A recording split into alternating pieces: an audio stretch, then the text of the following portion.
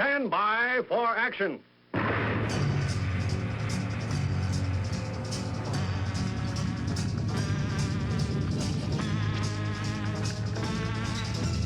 Thanks for joining me. My name is Dave Miller. I am the Unpleasant Blind Guy, and this time I'm interviewing a favorite of mine, show host, adjunct professor, Melanie Collette, who has a great program, Money Talk with Melanie, Monday, Wednesday, Friday at 10 a.m. Eastern on TECN. Melanie, thank you for joining me. Hey, how are you? Thank you for having me. I'm great. Well, now, President Trump has been in office for something like 100 days, more or less, and you were a very astute political observer and commentator during the election. And yeah. And I wanted to pick your brains. Okay. And talk about how you think things have shaken out after about the first 100 or so days of this presidency. And I guess the first thing I have to ask you about, this is being recorded on Tuesday, May the 9th, 2017. So I guess the first thing I have to ask you about is the latest breaking news. What do you think of the Trump firing of FBI Director James Comey? Wow. First of all, just wow. I'm stunned by it. I'll tell you, I haven't heard too many of the details behind it because I've been super busy today. Mm-hmm. But I heard the letter. I did hear the letter, word for word, that was read. And I find it curious that the left is trying to say that it's the next Watergate, that the move is trying to prevent Comey from revealing things about the Russian investigation and things like that. It seems to me that the best way to do that would be to keep him on. So I'm not quite understanding that logic. Wouldn't the best way to do that would be to keep him in the administration, not out of the administration? I don't quite get that. But I do think that if Comey, it seems to me that the gripe was legitimate that President Trump had, because it seems to be tied to the amount of letters that he had on Hillary Clinton and why he reopened the investigation and why he announced the reopening. And quite frankly, at the time that was announced during the election cycle, I found it curious. And I thought that it was to balance out something that he had done that damaged Trump. That's really what I thought at the time that he did it. I can't remember on the top of my head what it was now. But he had done something earlier that kind of damaged Trump's campaign.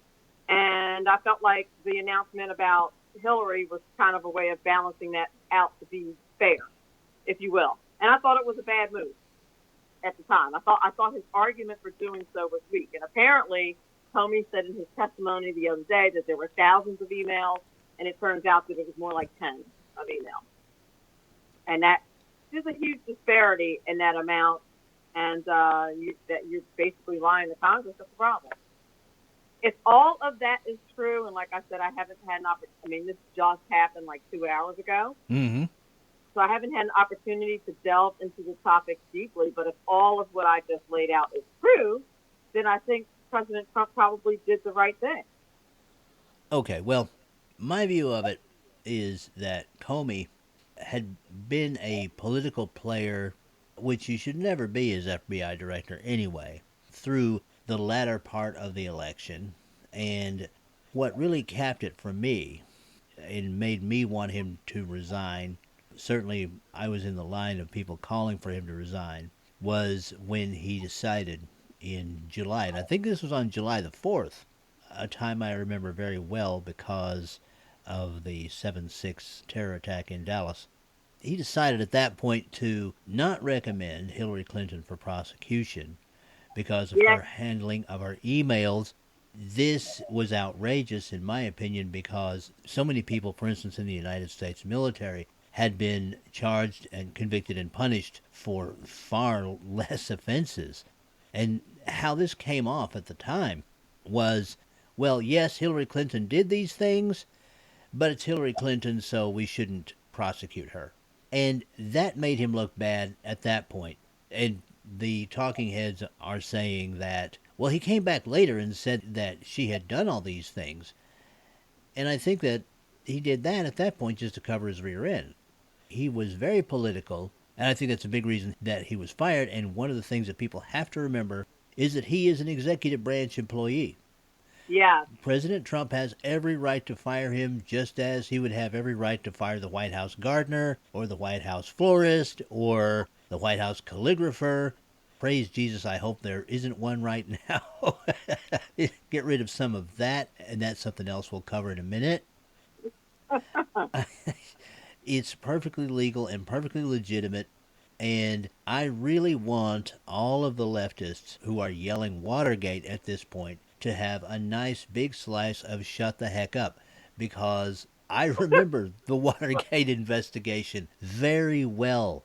Every time you have now this is something, Melanie, as I say, my being somewhat older than you are, about 10 years, I remember the Watergate investigation very well, and subsequent Republican presidents.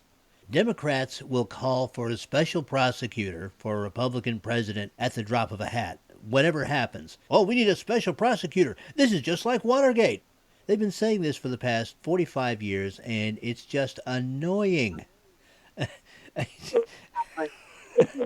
Stop it. Stop it already. God.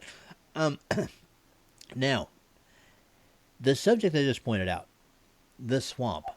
Is the swamp being drained? And the reason I'm asking you this was because I heard one of your shows, and you pointed out an amazing fact about the number of government agencies. And what I want you to do, if you can, is to tie those two together about the number of government agencies and maybe to ask the question, is the swamp being drained? I don't think it is. I think he's doing his best. And I think that, I just saw an article that said a new plan to drain the swamp. Good luck. But I think he's doing his best. But the swamp is not being drained. The swamp is so big, so massive, that you would need a hole in the drain the size of the Grand Canyon to drain the swamp. The government is humongous. Bigger than we imagine is the thing. And so he is attempting to drain the swamp, but the government's so big that it doesn't know how big it is. It's like a heavy person who says that, I know I'm overweight, but I have no idea how overweight. And then you get on the scale, and the scale, it like literally is off the scale, like it can't be measured. That's how big the government is. It has no idea. It cannot be measured. It's so big. And they have no recollection. There's nobody even keeping track. The same thing with that person, and I'm not talking about like, oh, you're 10 pounds overweight. I'm talking about an obese person in this scenario. We're talking bedridden, got to take the roof off the house to get you out of the house kind of example. Okay? Mm-hmm. That person can't step on a scale and say, oh, this is how much I weigh. That's how big the government is. You can't measure it. And the pounds just keep piling on. And the agencies just keep piling on. And the regulations just keep piling on. And no one is keeping track of how many agencies or how many regulations. Everything is an estimate because they honestly do not know. And that is astonishing to me when the government keeps its thumb. I was about to use a phrase that it's not family friendly. When the government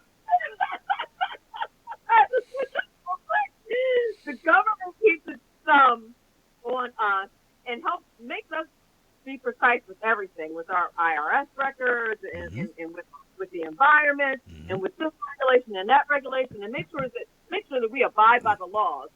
And then our own government does whatever it wants. It is absolutely incredible to me that they have the only record that they have is a record that says we have no record of how many regulatory agencies we have.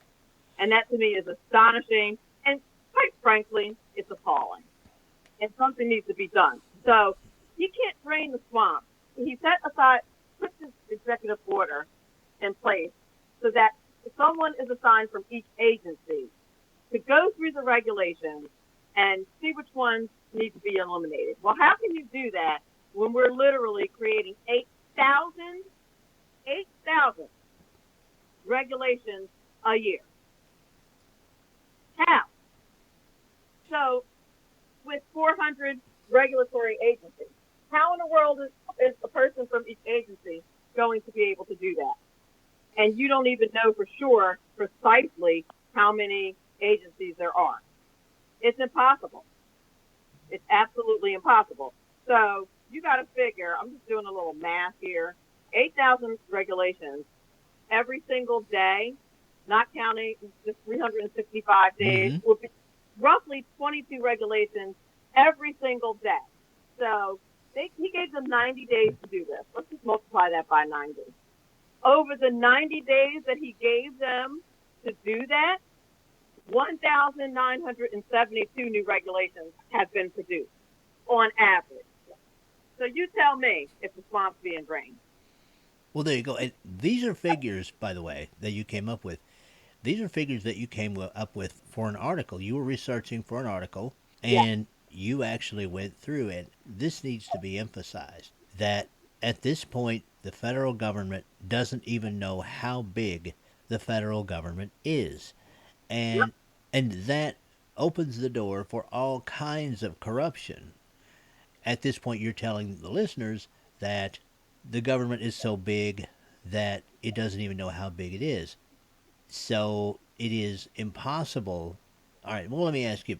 So are you saying that it is impossible to drain the swamp? Or do you think that it would be more of an accomplishment for this president to put a mechanism in place to where the swamp could have steady drainage over time? Do you think that might work? Mathematically, the only way you can drain the swamp is if you created less regulations, if you got rid of more regulations than you were creating. Mm-hmm. Okay? Which he has a plan in place to do that.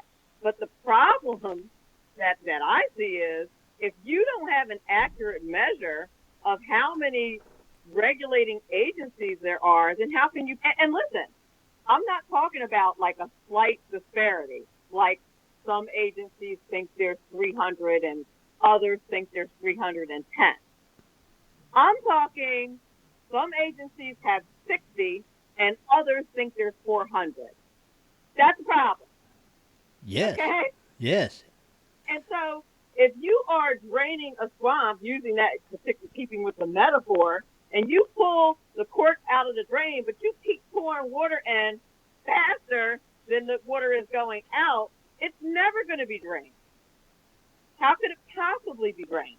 The only way I see this happening is if they stop producing regulations for, like, if they put a moratorium on creating regulations, I don't care, a month, where no regulations were created. Mm-hmm. So, and they just stopped it altogether and said, look, everybody free. You know, like you do, like a teacher does in the class. Right, yeah. All regulatory agencies stop while we audit this mess. Everybody needs to, whenever you do a count of anything, everybody needs to stop moving. Right? Mm-hmm. Everybody needs to stop moving. It needs to be a picture, a flashpoint, and you need to be able to do that. And you can't do that if all these agencies are moving around. And by the way, they keep creating new ones. They haven't stopped doing that either. So there are 40 agencies that deal with job creation and job assistance. That's ridiculous. Mm-hmm. So, So the answer is no, the swamp is not being drained. Yeah. he's doing the best that he possibly can under the circumstances. I'll say this. If the swamp is being drained, it's a very, very slow clog. You know how you have a slow drain? Mm-hmm. And you have to wait for it to go down? Oh, yes. So we've gone from a clog with overflow, to a very slow drain. That's what we're dealing with. But will it be drained by the end of his presidency? He'd have to be president for 50 years. Well, and I don't think, whether you're a supporter or not, I don't think we really want that. We don't need another FDR. Now, let's switch a little bit to the international arena. All right. How are you seeing him? Just the observations that you have from here in the States. How are you seeing him as getting along with other world leaders? He seems to be doing a good job with the narrative that he's getting along with everyone. And call it women's intuition, call it what you like. I still can't help but think that they think he might be a joke. I hope I'm wrong about that. I think there are some who still don't take him seriously. Clearly, North Korea still doesn't take him seriously. Our allies, I think, take him seriously. I'm not sure that our foes do just yet. I think ISIS probably does at this point. I think the jury is still out on him. The sense that I get in my gut tells me that the problems are much more serious than he ever imagined, that the world is a much more dangerous place than he ever imagined, and that the weight of the presidency is much heavier than he ever imagined. That being said, I think that I see a slightly more serious President Trump and a more prayerful and a more, dare I say it, godly Donald Trump when it comes to these matters, and that gives me hope. Well, that's great. Melanie, you have been fantastic, and I thank you very much for being with me for this podcast.